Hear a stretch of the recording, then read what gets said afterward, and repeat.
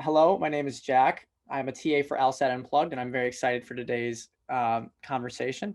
And I want to go ahead and introduce our guest. I'm very excited for today's conversation, and I'm going to welcome our guest, former law school admissions dean of UChicago Law School and founder of Ivey Consulting, Ivey, not Laura Hosted.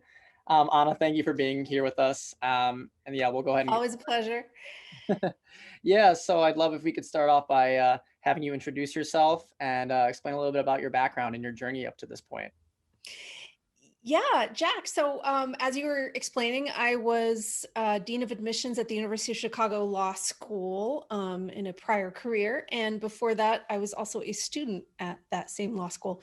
So I have pretty much sat on all sides of that table. I've been an applicant, I've been a law student, I have been a lawyer, I've been an admissions officer. So that's sort of the 360-degree perspective that I bring. Always happy to chat with LSAT Unplugged. We've had so many great conversations over the years, and I love your students. So thanks for having me back.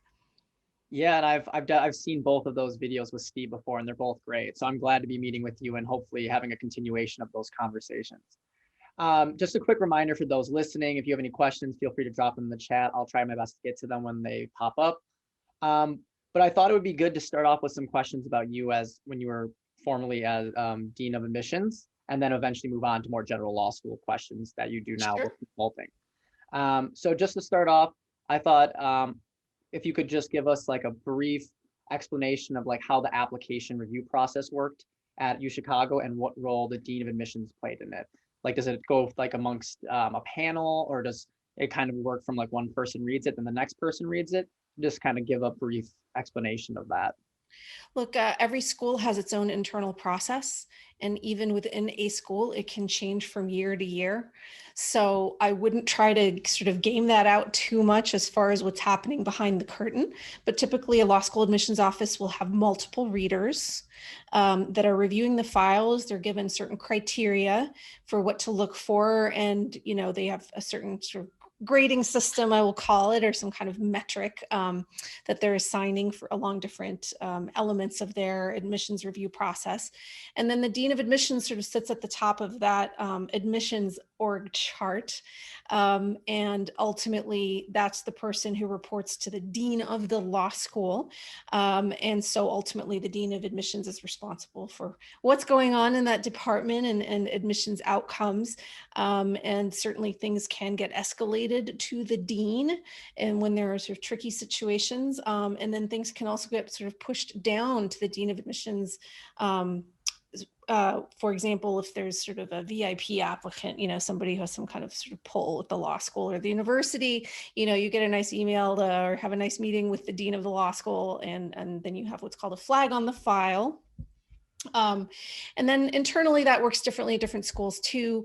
I was very lucky in that in my role at UChicago at the time, the Dean of the law school never told me what the admissions outcome needed to be for a particular applicant, even, a VIP applicant, even with a flag on the file. It was just made clear to me, whatever my decision is, I need to be able to, especially if it's a no decision, I need to be able to explain that to the Dean of the law school in case he needs to have, that awkward conversation with the VIP or the powers that be. But these things are all, there's a lot of variability, but you can be sure that there's more than one person reading the file, and there's conversation around the more difficult ones for sure.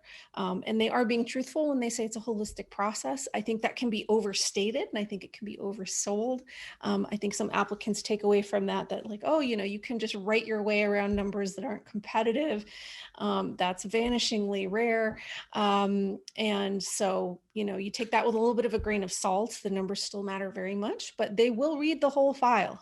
They will look at everything that you show them, especially at the more competitive schools who have the luxury of being, fairly picky, especially this year. So yeah, there's sort of an org chart, within the law school, and that's part of the org chart within the university. And it's a it's a bureaucracy. Sometimes it's a nice one, but it's a bureaucracy. And on that note, I would also tell applicants, like, do not try to bend their system to your wishes. Like, you have to work within their system, within their bureaucracy. If you try to bend it to your will, you're probably going to be disappointed. Definitely. And I actually, so that last point you made, I have some other questions that are going to come on later that I would definitely want to address within working in the bureaucracy. But to stay on with your experiences as dean, my next question I had was, UChicago is obviously a very prestigious school. It's very well ranked. How as dean did you view students that came from schools that were maybe not as academically rigorous, such as maybe like smaller liberal arts schools or state schools? I would just push back a little bit on the assumption that a small liberal arts school is not rigorous. Some of them are the most rigorous in the country or in that Sure. bucket. So, they will look at each school sort of on its own merits. And when you apply to law school, you'll have what's called an academic summary report that's generated by LSAC after they process your transcripts. And what they do is, LSAC has sort of a monopoly on information. Everyone who applies to a US law school that's on the LSAC platform, LSAC gets to just kind of vacuum up your information and do all kinds of interesting analytics with it, some of which they then share in the academic summary report. And so say you come from a school that doesn't feed a lot of people to law schools, or you've got, I don't know, a rookie admissions officer who maybe hasn't heard of your school. Well, the academic summary report will actually show for the last several years from your school, the people who applied to law school fell into these percentile ranges for the LSAT. And here's also what the grading curve looked like in terms of the GPA distributions for law school applicants from that school. So they have different ways of trying to get a sense of what the grading looks like, what your peer group is like in terms of their competitiveness, at least for law schools. So even if they know nothing about your school, they have some interesting data points. I would say if you're applying from a school that they're not familiar with or not likely to be familiar with, it just shifts the burden on you and your recommenders from that school to help them understand what does a transcript from your school look like? What might not be obvious that they should know about your undergraduate program. So there are different ways to get that information across, but ultimately admissions officers don't want to have people all from the same bucket of schools and all from the same backgrounds. So don't assume that just because you're coming from a college that might not send a ton of people to law school, or that might not be terribly fancy pants, that somehow that's going to be a strike against you. It really comes down to what opportunities did you have while you were there, and what did you make of them? Awesome.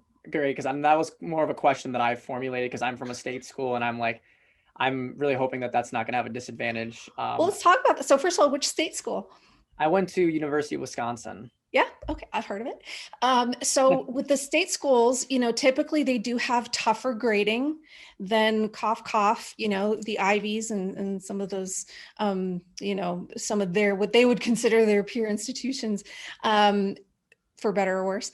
And so that's a really great example right there. If the grading is tougher at a state school, that would be reflected in the academic summary report. And the admissions officers also know that at a big state school, you kind of fail on your own time. Like, people aren't holding your hand, nobody's coddling you. You've got to sort of make your own way in a big environment like that. And so, that can communicate some good things about you as well, right? And they also know full well that the top students at some big state school could have done perfectly well at, a school, a private school that has, a name brand. We don't need to rattle those off. And that, there's no lack of rigor or competitiveness for the people who are the top students in those programs as well. So the challenge with the big state schools, in my experience on the consulting side, is that you might not have had opportunities to develop relationships with your professors to the point where you feel comfortable asking them for a recommendation, or they even know who you are, passing you on the street. That can be a problem. And I've heard of some really kind of awful policies. So for example, here in my neck of the woods right now at UCLA, I've heard of, from an applicant, I heard of a professor who said categorically he will not write recommendations for his students unless they TA'd for him. So you just hear about stuff like that. Yeah, you should sort of shake your head, right? So I think the burden around recommendations can be trickier if you're at a big state school, unfortunately. Yeah, and I've definitely experienced some of those same laws. Yeah. I've luckily my people that I've asked for letters of recommendation, they were a little bit smaller classes, and I was able to go to office hours and stuff like that. But yeah, I know so many people, even applying to med school too, it's the same thing. You have like 300 Yeah. one-person lectures. It's hard to And befriend your yeah. And so the key thing is you just have to sort of plan ahead well in advance, and you have to go to those office hours. You have to seek out opportunities, maybe to be in a smaller section or whatever the case may be. I'll also point out that the job title really doesn't matter. So, maybe it's a big class and nominally, the professor is the person teaching you, which is true, and it shows up on the transcript, but the person who actually evaluates your work is the TA, might be a grad student. Completely fine and even preferable for the recommendation to come from that TA. So don't get too hung up on job titles. True. Great points. Let's shift topics and go a little bit more into some of these applicants. So when you were law admissions dean, what were some of the personal qualities that you'd look for in a UChicago applicant? And how were these applicants able to convey these? Yeah, well, that's packing a lot into one question. I'm trying to think about how to answer that succinctly, but Chicago then, as it does now, has what I would consider a pretty interesting combination of sort of thinking and doing, and that's also what appeals to them in applicants. So they definitely have this kind of super nerdy side, which may or may not be someone's cup of tea. If that's not your cup of tea, that's probably not the right place for you. But it has this sort of unapologetic, like, we're kind of nerdy, we're kind of academic, we love that. And then at the same time, they're also very focused on making sure that you have important skills coming into law school that are going to matter out in the real world. And then also that you pick up important practical skills while you're in law school, and you can kind of hit the ground running as a young lawyer when you get out of law school. So, from my perspective, that was always a really nice mix. Some schools lean more kind of to one side than the other. And it's all about kind of what kind of environment is going to be most attractive to any given applicant. But, as with any other kind of application in life or kind of pitch in life, you have to make your pitch, right, in a very small amount of space and a very small number of pixels, when you lump them all together. And you have to find a way to do it within the four corners of that application. And so you have to figure out, how do you make that form work for you? And if you go into it thinking, oh, it's just a form, you're not going to succeed in that process. You really have to think about, what are the qualities in your background, in your profile, and your potential that you want to make sure fit in there somewhere. And then you have to make sure that you're using all the different parts of the application in this seamless way so that it gets those points across, but you're not using the parts of the application in a redundant way. You're not duplicating information because you don't have that luxury. You don't have a lot of word count. And so, you don't want to leave anything important out, but you also don't want to be duplicative. So it's not, it's not an easy exercise. It's not something you sort of bang out in a weekend. But if you're thoughtful about it and you have really reflected on who you are and what you want, I think there's a really binary situation where people who haven't reflected on that or don't know themselves well enough yet, that's going to be like pulling teeth. If you are a reflective person and you are clear on your goals, then it shouldn't be like pulling teeth. It's still going to be work and you have to put the time in and the effort in. But, I found it's usually one or the other, and it really depends on how ready you are for this process. And so even if you're not ready for it now, that doesn't mean it's off the table. I think it just means you have to kind of go off and do a little bit of reflection and maybe get some life experience before you get to that point.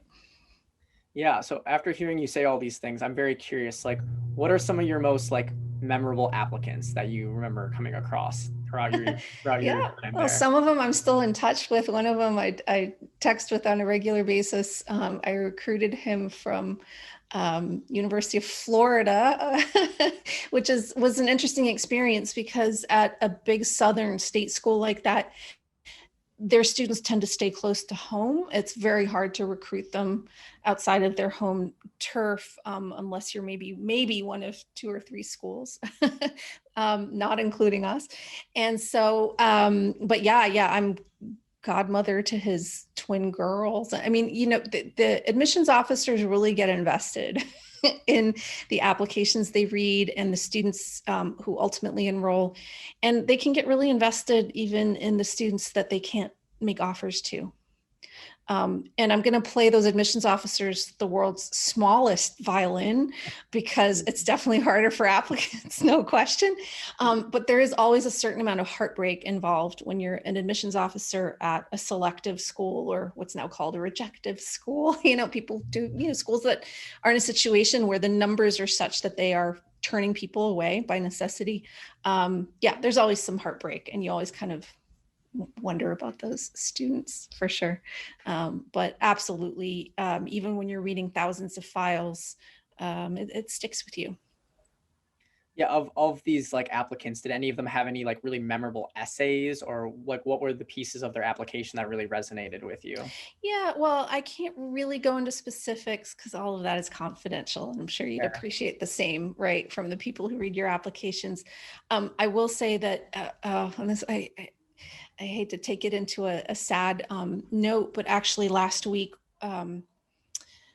an applicant died of a heart attack, and he was such an extraordinary applicant. He had been an NFL player. He was a San Diego Charger. And then he came and did a JD MBA because he's a slouch. And then he went on to a very successful career in the finance world in New York City. And and he's sort of an interesting example, not least because you're up against some real superstars in this process, especially when you're looking at the most selective / rejective schools. There are a lot of really interesting people from all walks of life that show up. And so it's really a luxury for admissions officers to have so many interesting people to look at.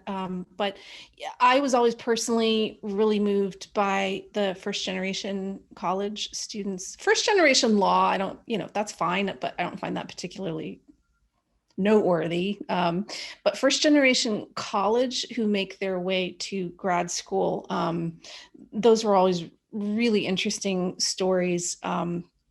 So if I can talk in sort of broad categories, I would say sometimes the most interesting stories are from people who might have imposter syndrome, if that's a phrase you're familiar with, or just feel like, surely they wouldn't consider someone like me.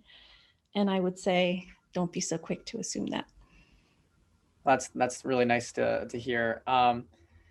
So I have a couple more questions here, and then we'll transition more into some general like admissions questions. But my next question is, what would you say were your biggest insights as dean that you now share as a consultant? If you had to like pick a few things that were like very insightful during your time there.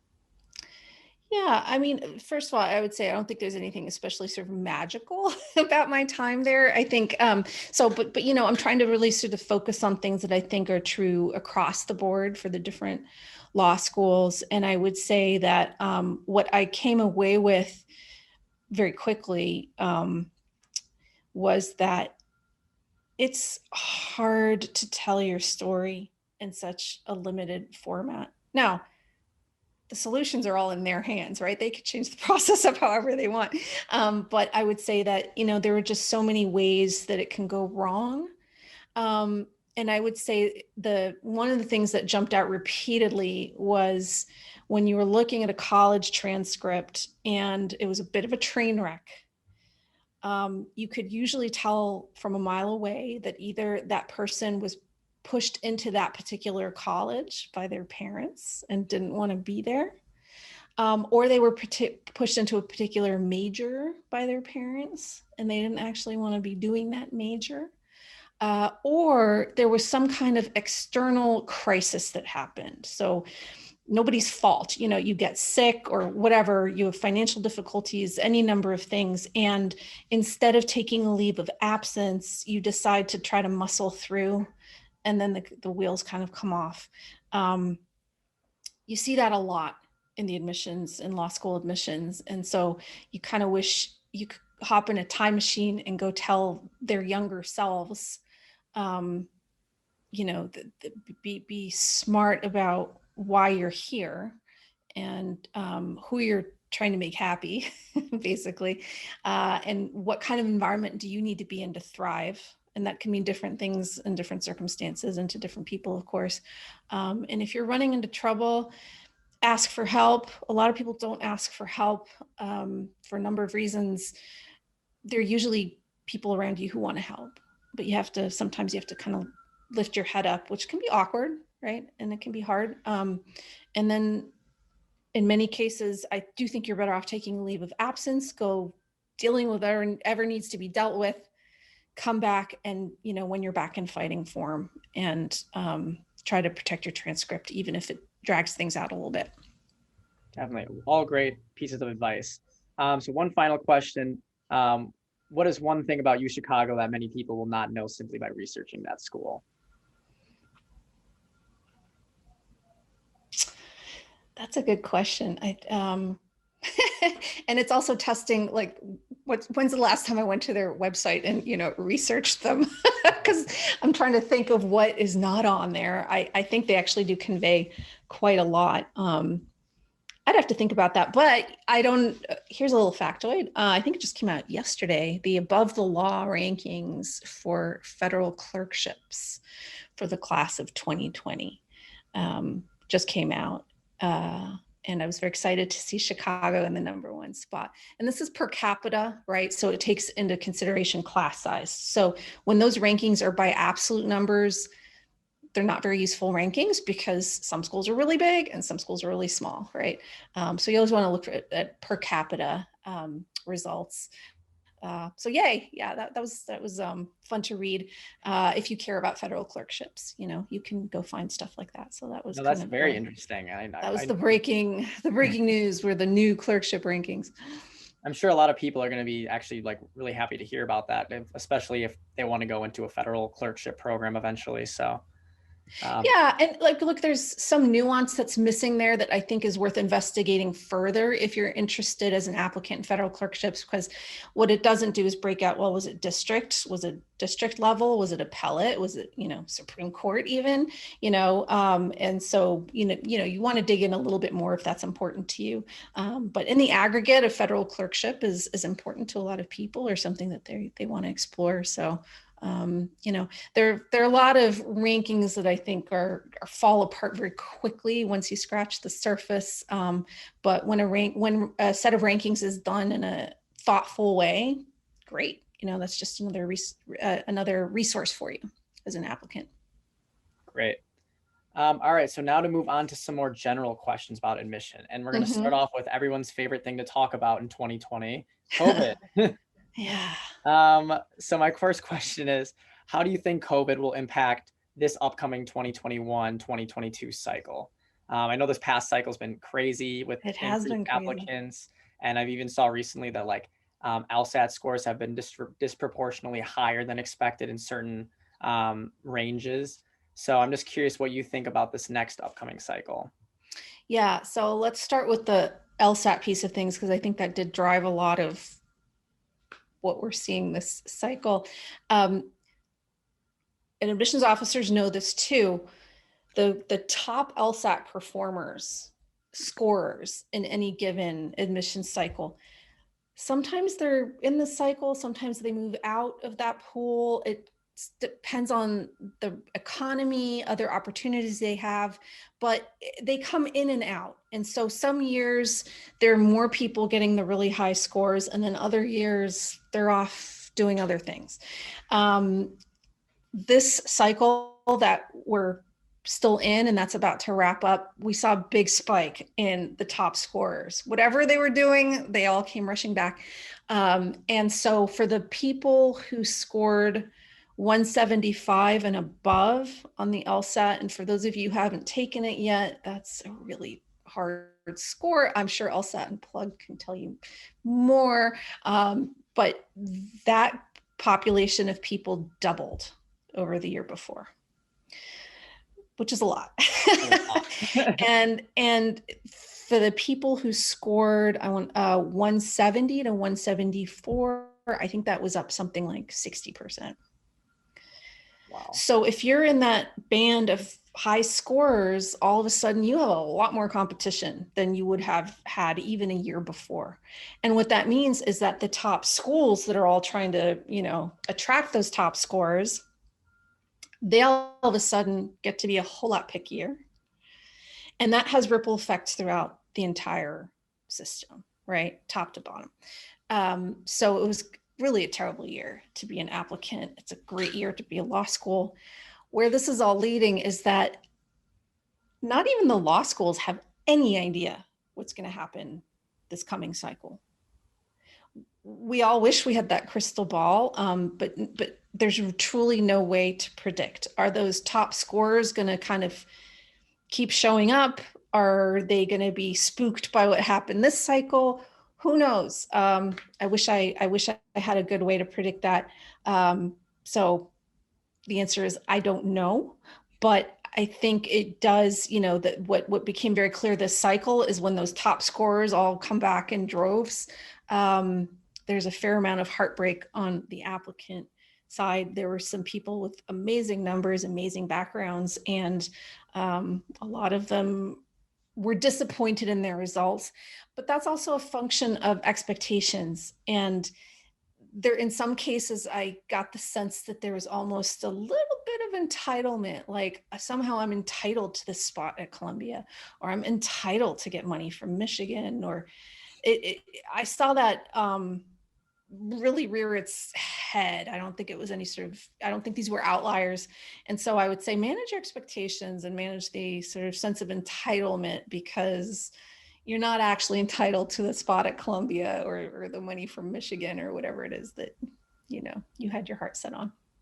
Yeah, definitely. It's hard to swallow your pride and accept like what's really going on. But yeah, no, I mean, it's been a difficult year, and I have so many other questions about COVID, but I'm gonna get to my next one, which is for students who graduated from college during COVID and had to go right into like lockdown and then eventually figuring out what they were gonna do.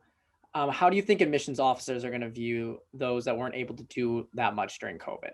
I myself was part of that group, and it was quite difficult to find work and even do things like volunteering. Like every place I asked to volunteer was either doing virtual meetings, or they just said we're not hiring anybody till it gets better. So how do you think that those admissions teams are going to look at that? Yeah, it's the same way they look at your transcript. It's like what was available to you, and what were you able to make happen within that context. And so for a lot of people, they didn't have a whole lot of opportunity, right? Or it ended up looking dramatically different than they would have expected pre-COVID. They know this. Colleges have to deal with this too, right? Ultimately, I don't think it changes the process in terms of what they're looking for, meaning what still matters most is going to be your undergraduate performance coupled with your standardized test score. And then, maybe you don't have the kinds of soft factors that you would have hoped for, but for the lockdown and quarantine and, a plague around us, which I don't know, who's ready for that? Nobody's ready for that. So, they're well aware. They're well aware that people sort of had their lives upended and maybe weren't able to pursue the kinds of things they wanted to pursue. I would just own it. I wouldn't try to. First of all, I wouldn't have a posture of like, this is something you have to apologize for, be defensive about, or ashamed about. Just own it and be matter of fact about it. And whatever it is you were able to do, whether it was paid or unpaid, whether it was a sort of job or just hobby or helping out relatives or having to work a second job to support people, whatever the case is, just own it, put it out there. It's nothing to be embarrassed about. Awesome. Yeah, because I've been thinking about how I'm going to be.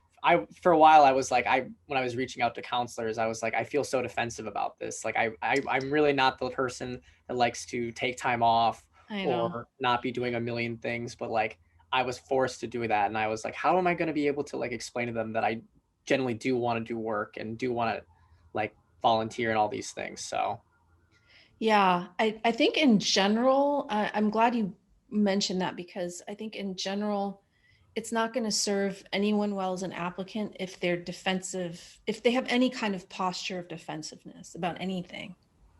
Um, and that's, that's easier said than done. We're all complex human beings, and we all have, and this is ultimately, this is in part an emotional process. And I think we're not being honest or being fair in terms of the reality of it if we don't acknowledge, like, there's a really big emotional component to this. So yeah, we may as well be aware of that. But I would say, to the extent you're feeling ashamed or defensive about any aspect of your application, try to examine that on your own terms before you hit the application, because I don't think that'll serve you well if that's the posture that's coming through. yeah, great advice, and definitely something that me and a bunch of other people are definitely going to reflect on. Another question I had for you is, I heard recently another admissions interview talk about why now in terms of law school. So my question for you is, how do you know when one should apply for law school, when one's ready for it? Like, what are your thoughts on that? Yeah, so reasonable minds can certainly disagree on this one. Law school is a bit of an outlier as far as professional graduate schools go, because you can go straight through college, out of college, and you don't have to have done a certain curriculum the way you would for medical school, for example, or business school, the MBA programs. But just because you can go straight through, for example, doesn't mean you necessarily should. I'm a big believer that you're better off going out and getting some real world experience before starting law school. I think it'll make you a better law student. I think it'll make you a better lawyer. A lot of people are really hot to trot when they're in college, and they want to go straight through, and they feel like, I have this momentum now as a student, and I don't want to put this off. And there might be individually good reasons, particular to a person, that might make that a perfectly defensible approach. I would argue, though, that whatever you have to offer, if you're applying senior year of college, and not just senior, like fall senior year of college, that doesn't go away if you go off and get real world experience after college. You're only adding to that profile. And if you look at the average age at the top law schools, it's not coming right out of college.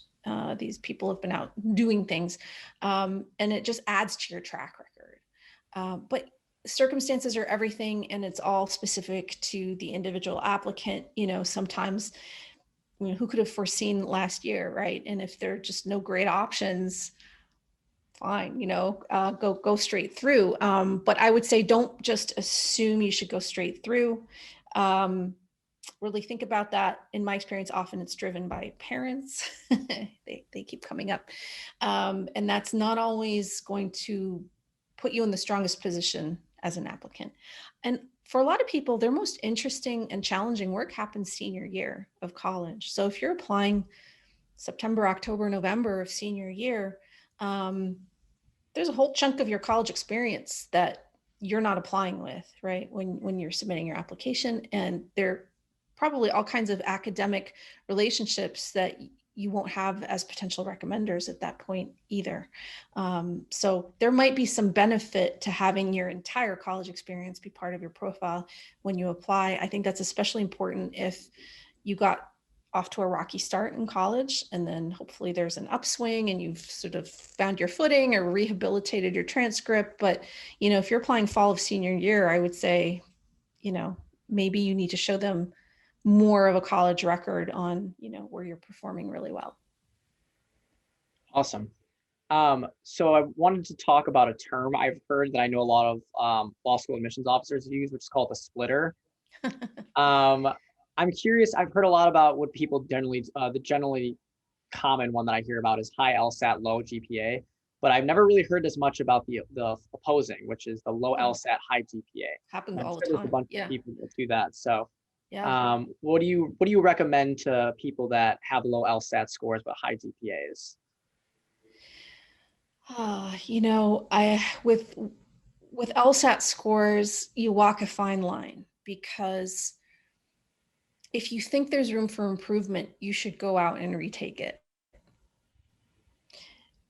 But I think there's also, and we're all capable of this as human beings, there's also the risk of of magical thinking, basically.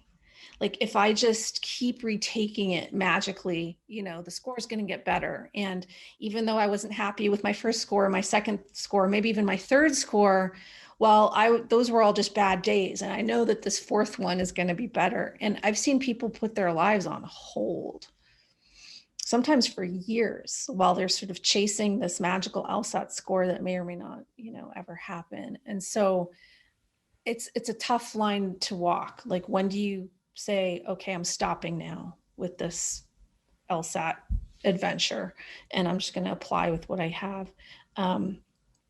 But, you know, in some ways, that is the more, I don't want to say easier situation to be in if you're that kind of splitter. But, you know, for a lot of people, their college, you know, if it's the low GPA, for most people, that's water under the bridge, right? You don't really have an opportunity to go do college over again. Whereas if you're not happy with your LSAT score, well, they're letting you take it practically once a month now, right? So, you know, and I think if you're thoughtful, and you guys as the LSAT experts, you know, can speak to this more than I can, but, you know, if you're thoughtful about really diagnosing what the issues were and figuring out a new plan of attack to retake it, more power to you. That's great. Yeah, and so kind of going off of this, like you said, obviously you would want to retake it if there's any potential for improvement. At what point though would somebody be like, at what number, I guess? I know it kind of varies, but how would you say it's worth it to take that next LSAT? Like, let's say you're at three, you've taken it three times. What would make you want to take it a fourth time if you can I improve? wouldn't take it a fourth time. You wouldn't take it a fourth time. No. I think whatever the LSAT measures, it tends to do so fairly consistently. And there are outliers, of course. And in my experience, most people aren't happy with their first score. I always tell people, plan on taking it twice. And if you don't need to take it a second time, you know, fantastic. That's wonderful news. But for a lot of people, they're disappointed in their first score compared to wherever they were practicing. And, you know, they need to shake out some nerves or whatever the case may be. So I say budget that in your timeline. Plan on taking it a second time. I think by the time you're taking it a third time, I don't know. In my experience, and I'll be curious what you guys on the test prep side think about this. You know, if you have a low score and then a higher score from two tests, hey, you know, they'll give you the benefit of the doubt, right? Great, you got this higher score. If you take it a third time and it goes down, and that happens to a fair number of people, then all of a sudden the two lower scores look like they're validating each other and the high score is the outlier. And ultimately they still report the high score, and that factors that's into rankings. And so they still have a really strong incentive to pay attention to your high score. But this isn't a bot making an admissions decision. It's a human being. And so you still have to think a little bit about optics. And so if you've got two, you know, if you've got a score goes up and then goes down again, then that high score looks like the exception, right? Or the less valid score, right? So, and once you're past three, I don't know, I think that's sort of a, you know, a Hail Mary. And yeah, I think it's hard to know when to call it quits, but I think if you're thinking about taking a fourth time, probably that's magical thinking. I love that term. That's so funny. All right, so now to talk more about GPA. Mhm. One of the questions I had was, what do you say to people that are coming from atypical majors like STEM, or maybe from like, I don't know, like theater or music Mhm. studies or something like that? How do law schools view those students that might have lower than median GPAs? Well, so STEM applicants aren't that unusual. And in fact, people from STEM backgrounds tend to be the highest scorers out of all the majors on the LSAT. So it's not a bad fit as an applicant.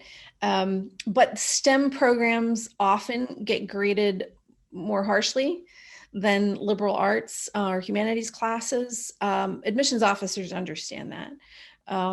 So you have a little bit of wiggle room with STEM grading. With arts, I think you're going to have to lean on your recommenders to give a sense of what the grading is like, because I don't think there will be some sort of blanket assumption about, oh, grading is harder in the arts than in the humanities. So you might need to kind of have a little bit of third-party validation about what the grading is like for your major. But I will say that people from arts backgrounds, they're absolutely welcome in the law school admissions process. That's not considered a negative in any way. Mm-hmm. So we mentioned earlier, talking about like the full application process, all those pieces that come together to tell like a full applicant story. So I was curious, how would you best optimize like putting those stories together to construct it? I know you said you want to focus on making sure your diversity statement or the different essays tell a different part about you. How would you suggest somebody build an application? Yeah, well, you have to think about what each piece of the application is meant to do for you, right? So your resume, for example, can do a lot of heavy lifting for stuff you've done, right? Things that lend themselves to bullet points, which means though that what a resume can't do very well is give any kind of backstory or why you did something or why you took this turn or that turn. And so I like to think of the resume as where you can say what you did, and then the essay is more about the backstory, why you're doing something. And so they're going to have all of that in front of them. And so you can assume that, oh, if they're reading my essay, they're also going to have my resume. I don't have to put all the stuff from my resume into the essay as well, which also makes for an extremely boring essay, I might add. Nobody wants to read a resume in prose form. So making those pieces fit together is part of the art of a good application.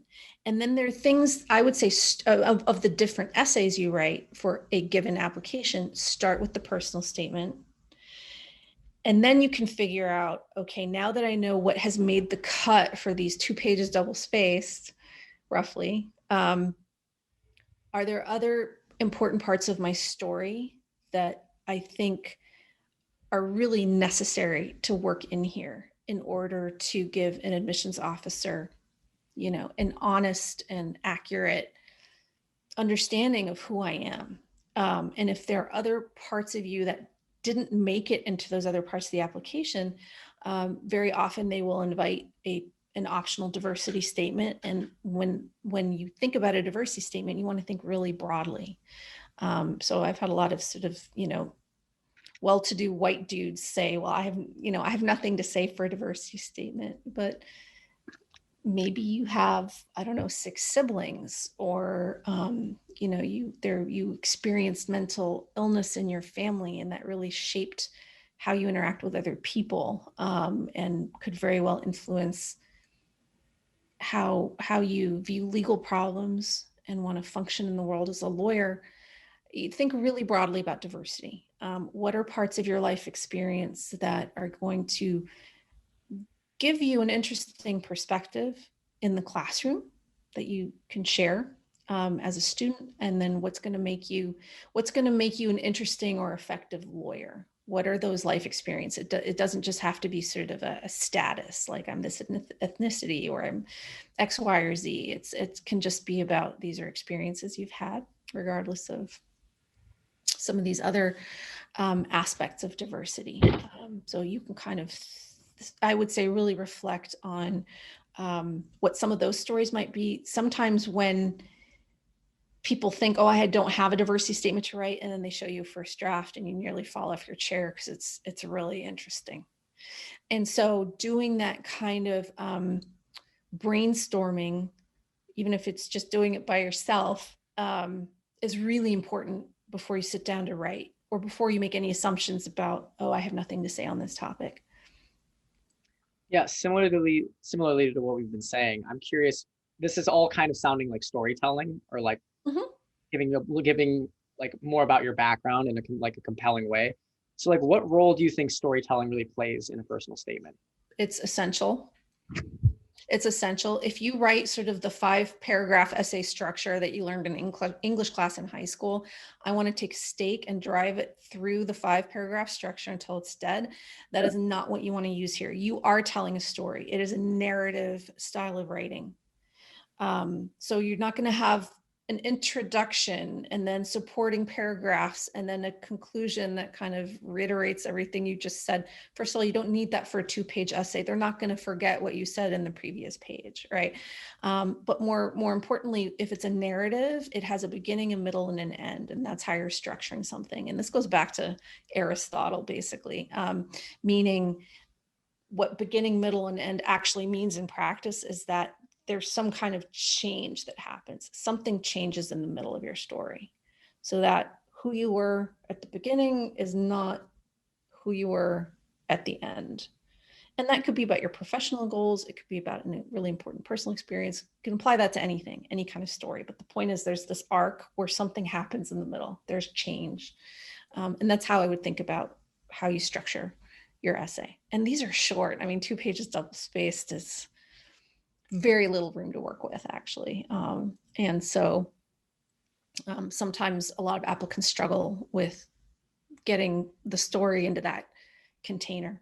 And then sometimes you might be chewing, you might be biting off more than you can chew for that essay. So if you're trying to tackle too much, you're not going to do that story justice if you're trying to cram it into a 2-page double-spaced essay. If you're really struggling with the length, you've got to go back and rethink the topic and focus it more, so that you can do your story justice, whatever it is that you pick. Yeah, I definitely agree. And man, I couldn't tell you how much I despise 5-paragraph essays. They did really just drill it into your head. And I remember being like, I feel like nobody writes like this. This is just so like, but anyway. Well, one of the great ironies of the American law school admissions process is that the kind of writing that they want you to do for your application essay, you don't use in the law. Law is very analytical writing. It's very technical writing. So they want you to do this kind of writing for your application essay that you're not going to use in law school. You're not going to use as a lawyer, but that's a clue. That's a really important clue to you guys, that like, well, what is it actually meant to be doing? It is not meant to show how smart you are. They have other things to look at for that. It's not meant to show like, oh, I'm a very academic person and I will fit right in here. No. This is not about how smart you are. And as I was alluding to earlier, it's not even about like, oh, here are all the things I've done. That's what your resume is for, right? You're telling a story about some aspect of yourself that they have no way of knowing looking at these other parts of the application, that they're not going to know just from an LSAT score and a college transcript, a resume, and some recommendations, right? And so you have this opportunity with the personal statement to make this very sort of flat numbers looking thing with lots of bullet points kind of become 3D and make it personal to you, which is, is both a huge opportunity and also therefore paralyzing to a lot of people. I can appreciate that that's very paralyzing, but you all can do this. You all can come up with a story for 2 pages double spaced that is super interesting and very illuminating about some essential part of yourself. I promise you can all do it. Awesome. All right, so we got just 5 more minutes here, so I'm gonna have a couple more questions. And I think this is a very important question for a lot of people that just need kind of like broader what not to do. So my question is, what are automatic red flags or signs that an applicant should be rejected? Like what are just the automatic, like, don't do this and avoid this kind of stuff? There are very few, honestly. That is not the posture that they take when they're looking at an application. They're not looking for automatic deal breakers. I would say the ones that are most likely to be deal breakers are some kind of criminal or conduct violation that makes them worry about what kind of threat you might pose to their community. That might be an academic integrity issue. It might be a violence issue. It might be, how are you going to treat other people when you're here? Those are the most likely to be deal breakers, in the sense that you might have all these fantastic other parts of your application, but if you've got something on that side of things that makes them genuinely nervous about, like, what are we getting ourselves into here if this person joins our learning community, that's probably an easy call for them. Awesome. Okay, one final question. A lot of things that people generally talk about with law school is scholarship, because a lot of people know that law school is very expensive. And I've seen on from LSAT forums that they say that it's not about negotiation, it's about relationship building. My question. Oh Lord, no. Okay, oh, so my goodness. So we're gonna let you have the floor and just speak honest about it. My daily reminder, like, don't listen to random people on discussion boards. Oh my goodness. No, scholarships are not about relationship building. No, I can dispel that. How is the best way for somebody to go about obtaining scholarship from law schools? Yeah. So with 3 exceptions, Harvard, Yale, and Stanford, they do need-based only, meaning they're not going to use their scholarship funding as sort of a recruiting tool. Everybody else, scholarships are mainly a recruiting tool, meaning they're going to assume that if you have need, well, you can borrow up to the entire amount to finance your law school education. So they typically use scholarship funding to kind of close the deal and to recruit the people that they really want for a variety of reasons, often rankings related. They want to be able to recruit those people away from offers that they're likely to have up the food chain. So the schools you're most likely to get money from, or most importantly, the schools where you're going to pay the least bottom line out of pocket, those are going to be the schools that are safety schools for you, because by definition, for safety schools, you're the big catch. So they're trying to recruit you away from your non-safety schools, who are probably not going to give you money to recruit, because they don't need to recruit you. They're recruiting other people, right? So what that means is that for most law schools, manage your expectations.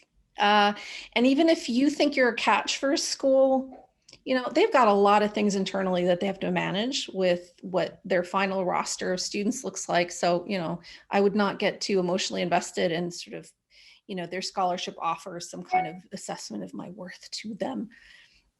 This is a process. They've got a lot of things that they have to manage on the, they have a lot of people they have to report to, and they have to worry about rankings and all kinds of things, and making alums happy and trustees happy. And, there's a lot that goes into this that is much bigger than any one applicant. So first of all, manage expectations. But if they make you a scholarship offer, there's no reason you can't go back and say, would you reconsider? There's no downside risk there. They're not going to say, oh, that's deeply offensive to us, and that's incredibly tacky, so now we're going to take your admissions offer away. That's not going to happen. The worst they can do is say, no, take it or leave it. But as a practical matter, that really only opens any more doors for you financially if you have some kind of leverage to go and ask for more money. And typically that means that you have a better offer financially from a peer school.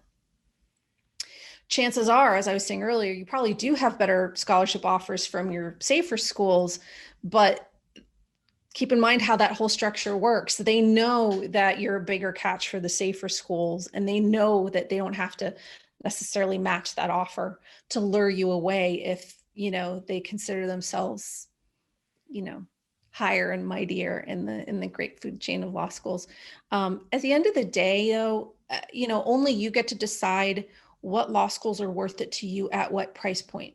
and some law schools might only be worth it to you if you get a full ride, and other law schools might look really prestigious, but you don't want to borrow a ton of money, in which case it's completely justifiable to take the better financial deal. So, you've got to be really thoughtful about that and your own goals and your own circumstances. I wouldn't go in thinking, oh, I'm just going to give an arm and a leg and mortgage the next 30 years of my career so I can attend school X.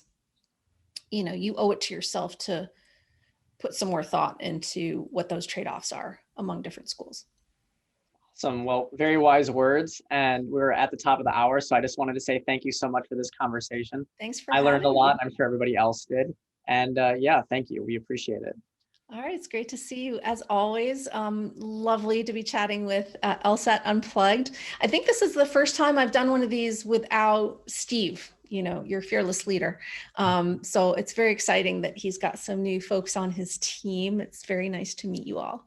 Yeah, I hope you made him proud. I hope he keeps inviting me back. It's always a pleasure. Yeah, thanks again. Appreciate it so much. All right. Take care. All right, take care. Bye-bye. Bye. Thanks for tuning into the show. Please subscribe if you haven't done so already to be notified of new episodes as I release them. And feel free to reach out if you need anything at all as you move forward with your prep. I'm happy to help however I can. In the meantime, I wish you all the best and take care.